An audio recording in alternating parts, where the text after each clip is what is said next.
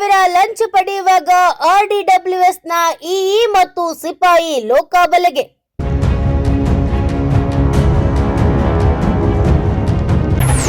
ಆರ್ಡಿಡಬ್ಲ್ಯೂಎಸ್ EE Ramalingappa Biradar, ಸಿಪಾಯಿ ಬಾಬು ಲೋಕಾಬಲೆಗೆ.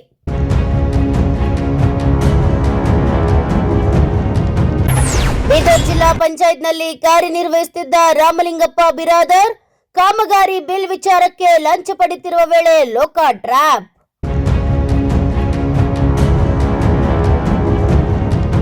ಬೀದರ್ನಲ್ಲಿ 50,000 ಲಂಚ ಪಡೆಯುವಾಗ ಆರ್ಡಿಡಬ್ಲ್ಯೂಎಸ್ನ ಇಇ ಲೋಕಾಯುಕ್ತ ಬಲೆಗೆ ಬಿದ್ದಿದ್ದಾರೆ. ಆರ್ಡಿಡಬ್ಲ್ಯೂಎಸ್ನ ಇಇ ರಾಮಲಿಂಗಪ್ಪ ಬಿರಾದಾರ್ ಮತ್ತು ಸಿಪಾಯಿ ಬಾಬು ಇಬ್ಬರನ್ನ ಲೋಕಾಯುಕ್ತರು ಟ್ರ್ಯಾಪ್ ಮಾಡಿದ್ದಾರೆ.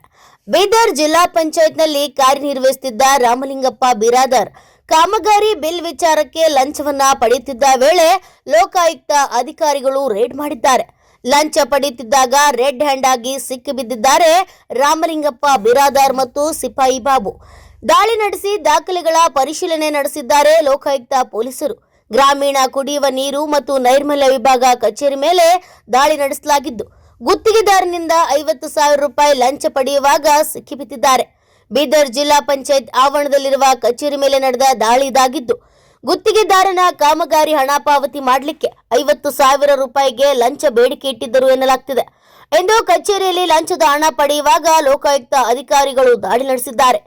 Bureau report, news pulse, Bidar.